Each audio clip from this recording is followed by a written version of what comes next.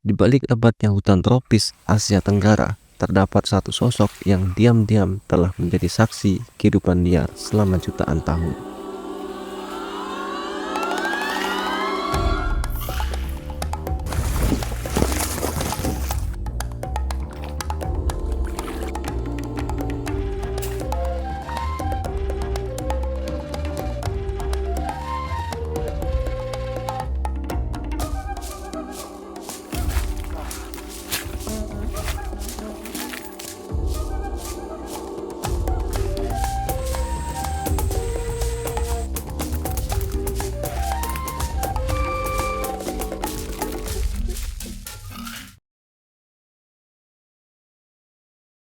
Tahun 1821, seorang naturalis asal Prancis, Etienne Geoffroy Saint-Hilaire, memberi nama resmi pada spesies ini, Macaca fascicularis.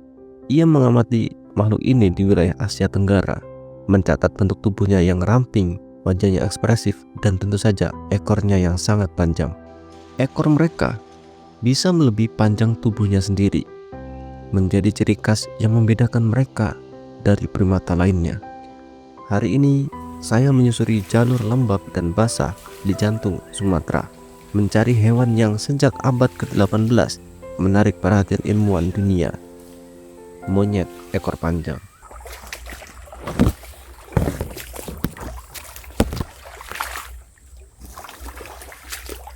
Terakhir kali saya kesini, di daerah sini itu masih daratan, masih di bawah ini bukan air gitu.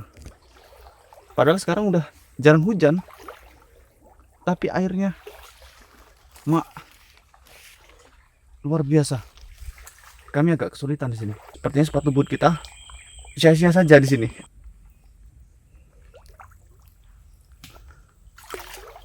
Untuk menembus kehidupan dari monyet ekor panjang membutuhkan hingga 1-3 km jauh ke dalam hutan tersebut. Tentunya tidak mudah, karena hutan ini merupakan hutan terakhir yang ada di sini. Kemudian saya bersama dengan Caca adalah orang pertama yang akan menelusuri hutan ini sejauh 3 km dan merupakan orang pertama yang berani masuk ke dalam hutan ini, dikarenakan hutan ini terkenal dengan keangkerannya.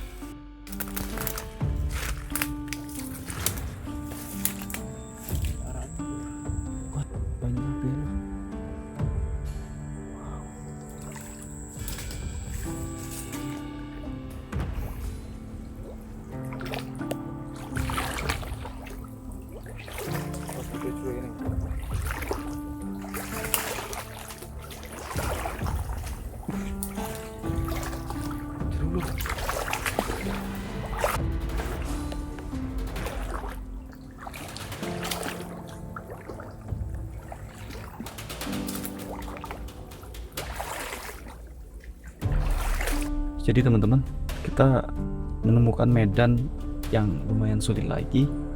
Isinya air semua. Wow, luar biasa. Hampir di seluruh perjalanan kita isinya air. Entah kenapa ini. Terakhir kali aku kesini, isinya daratan semua. Ada airnya tapi nggak sebanyak ini. Padahal debit hujan itu seminggu ini kurang lah ya. Tapi airnya masih banyak banget. Mantap. Saya berjalan semakin jauh ke dalam hutan, di mana sinar matahari hanya menyelinap di sela-sela daun tinggi. Kamu pakai rantai.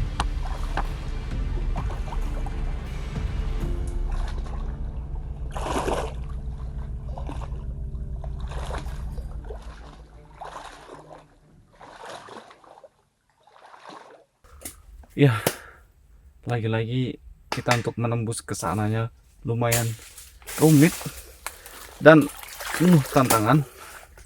Bisa dilihat hampir tidak ada jalan di sini.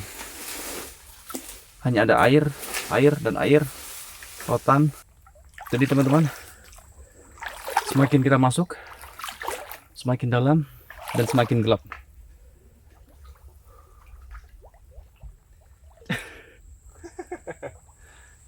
Selain airnya yang tinggi, di sini juga kami kesulitan untuk menemukan jalur yang benar untuk menelusuri hutan ini. Kita semakin masuk ke dalam, semakin rimbun dan semakin gelap. Bahkan rutenya ini membingungkan karena dikelilingi oleh pohon-pohon rotan dengan posisi yang sama persis. Jadi walaupun kita sudah masuk ke dalam, pemandangannya kayak gini terus. Jadi sebenarnya ini cukup bahaya kalau kita masuk ke sini. Bahayanya itu adalah kita bisa tersesat. Jadi kita harus meninggalkan tanda-tanda atau hanya memotongkan dahan kecil ini, atau kita melukai kayu yang ada di sini. Jadi ini tempatnya tuh hampir persis sama, walaupun kita ke sebelah kanan, sebelah kiri, lurus. Jadi tantangannya mungkin itu salah satunya, kita masuk ke hutan yang banyak rotan ya, rotan. Di antara riuh dedaunan dan cabang yang berayun, saya mendengar suara masa depan. Masa depan yang bisa kita pilih untuk jaga.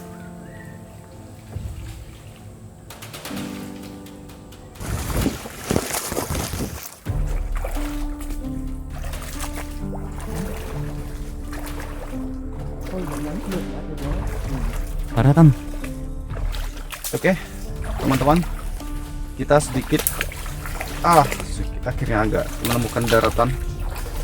Jadi lebih dangkal lagi dari biasanya. Tapi tetap saja masih kesulitan kan.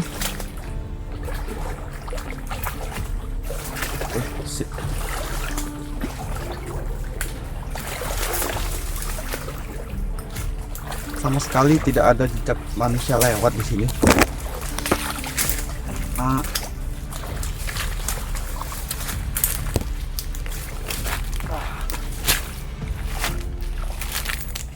Ini kanan atau kiri enggak? Nah, terus kemudian kanan, kiri nggak bakalan tembus.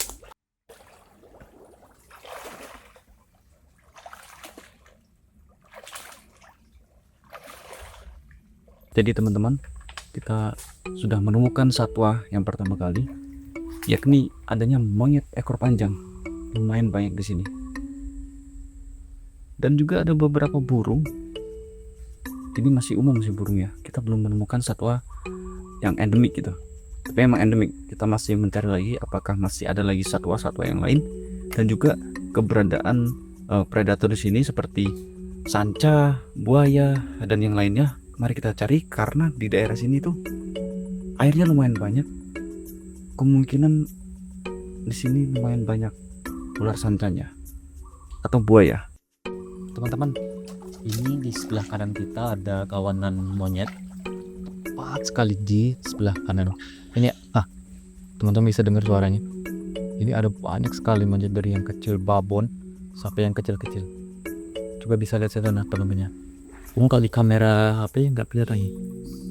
Langsung untuk suara-suara. Kita mau ambil shoot menggunakan lensa zoom, siapa tahu kita nanti dapat video shot dari monyet tersebut ya teman-teman. Cuman mungkin suaranya harus sedikit dipelankan agar tidak mengganggu mereka. Oke, let's go. Jadi kita bertemu dengan kawanan monyet lumayan banyak di sini, dan mereka mulai mendekati kami. Bisa didengar kawan-kawan? Ada satu yang besar. Oke.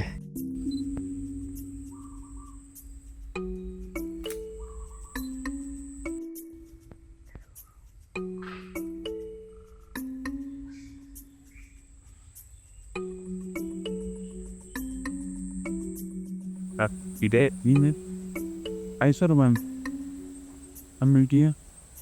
Di sini.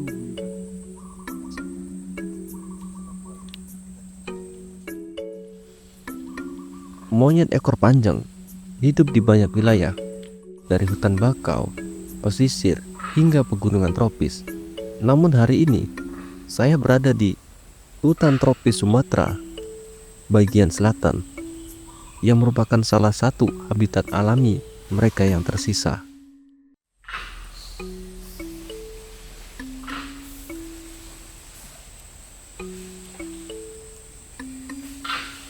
Mereka hidup dalam pasukan besar, seringkali dipimpin oleh satu jantan dominan Komunikasi terjadi lewat berbagai vokalisasi, peringatan bahaya, panggilan anak, hingga suara agresif saat berebut makanan.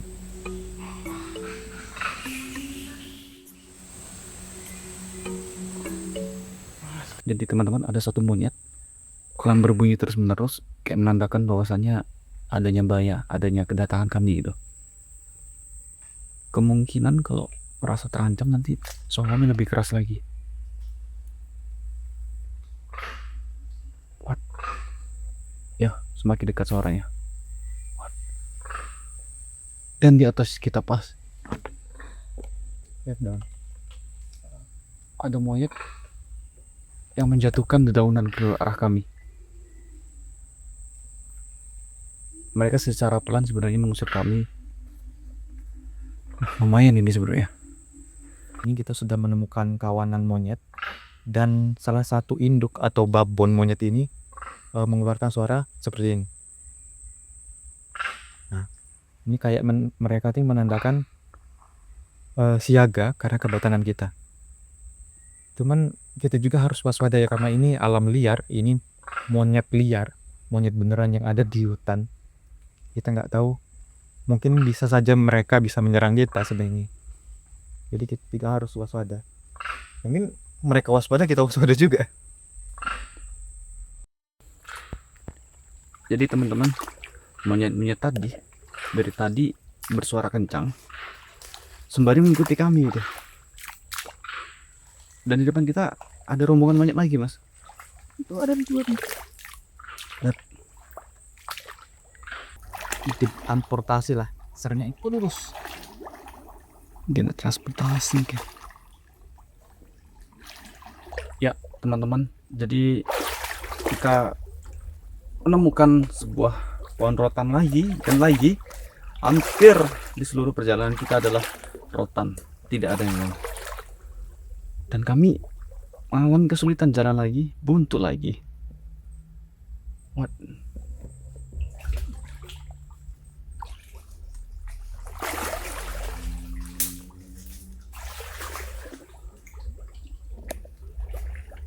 Oke, mentok.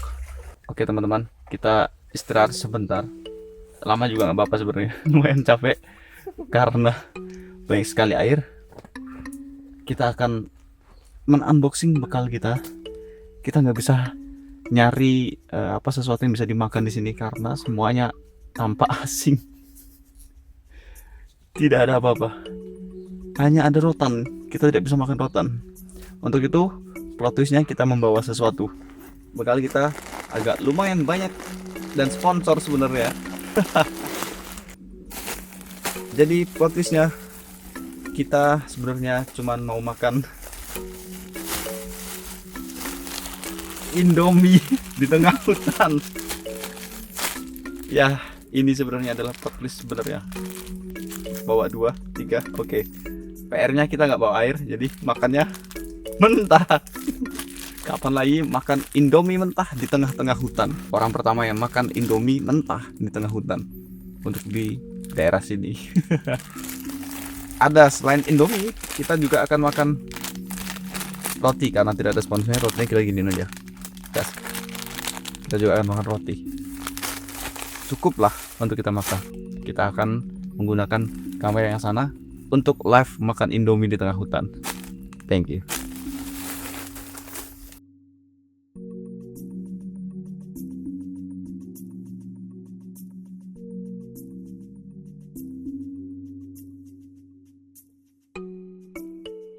Karena kita darurat dan nggak ada daratan di sini, nggak ada daratan, nggak ada tumbuhan yang bisa dimakan. Kita makan rotan kayaknya mustahil. Kita bukan panda ya. Oh, di sini ada macan bang. Kira-kira ada macan nggak? Kalau simpang siur sih dulu pernah ada sih. Dulu pernah ada ya. Dulu pernah ada. Cuman ada namanya simpang siur atau aja. Telah ditemukan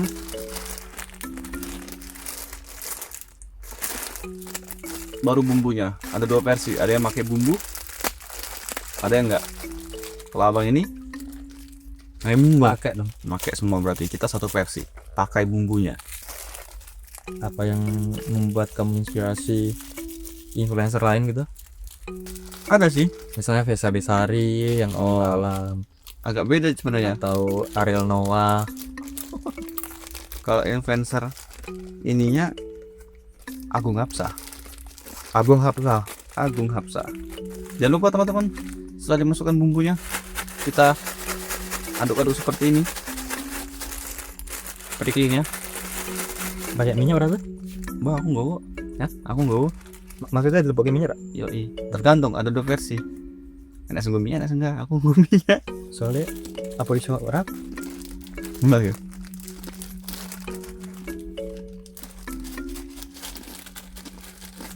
Yang bawa donasi bisa. Donasi apa? Indomie? Bukan, drone. Oh, drone. Oke. Yang mau donasi drone boleh, karena kami mau lihat dari atas ini. Sepertinya bagus. Kita benar-benar di tengah-tengah apa ini ya sebenarnya? Tengah hutan. Kanan kiri ini air semua. Kalau bisa pakai perahu, enak pakai perahu sebenarnya. Sambil mancing. Cuman yang nggak bisa, nggak tembus itu.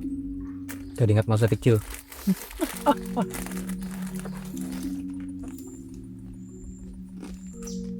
Senin kuat tuh. Enak itu. Nyantai tenang ya. Indomie nyanden tengah hutan. Ini ada ulang nggak? Ulo kan bisa sih ketemu sini. Ulo kan aktifnya malam hari. Ini tuh awan ini turun deh. Kalau pengen nemu paling pas lagi tidur. Di pang-pang. Sepertinya teman-teman, aroma Indomie ini sangat kuat dan sedap. Jadi mengundang monyet datang ke sini. Dari tadi kita diteror suara monyet dan juga suara-suara mereka lagi manjat-manjat pohon. Ya, di atas tepat di atas kepala saya. Kebanyakan mau malas neburinnya karena mistis. Padahal nanti pikir-pikir di orang. Ya tergantung kepercayaan. Jadi teman-teman, hutannya ini lumayan luas sekali. Kira-kira berapa hektar di sini, Bu? Kalau jumlah di sini hektarnya ini ada 21 hektar. 21 hektar hutannya aja. Jadi masih sangat luas. Ya tapi mungkin setengahnya ada belum. Setengahnya kayaknya belum. belum. Kita masih seperempatnya aja ya. Seperempatnya kita masuk ke dalam. 21 hektar itu Besar. panjang banget itu. Panjang sih.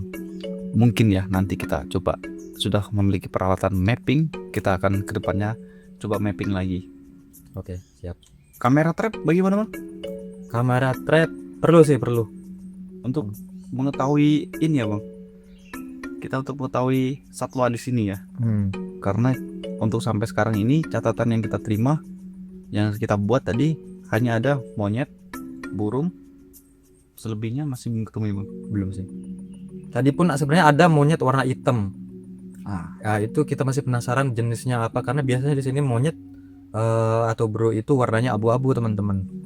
Dan kita tadi belum menemukan shoot yang pas di kamera itu jenis apa. Yang jelas warnanya hitam dan itu cukup menarik ya buat kita tadi. Cuman namanya di hutan dan liar susah ya. susah kita ngejarnya. Untuk floranya kita masih cuma menemukan rotan dan rengas. Rengas main banyak, Bang. Di sini pohon ingas atau rengas itu banyak sekali. Ini bukan sih. Mungkin teman-teman tahu pohon rengas itu punya racun yang sangat kuat ya. Itu kalau kita sampai kena getahnya itu bahaya banget, bisa melepuh teman-teman. Bahkan ada sebagian orang baru lewat di bawah pohonnya aja itu bisa merah semua badannya. Itu nggak tahu mitos atau kayak mana. Itu nyatanya memang ada. Nggak cuman ada di Sumatera aja, di Kalimantan, Riau dan lain-lain pun beritanya seperti itu. Bisa teman-teman sharing mungkin yang ada pohon rengas atau ingas, teman-teman bisa komentar mungkin di bawah ya. Demikianlah dari penelusuran hutan tropis Doku Santara kali ini. Stay positif, stay Sampai jumpa di wuro. Demikianlah penelusuran Doku Santara kali ini. Stay health, stay positif, dan sampai jumpa next video. next video.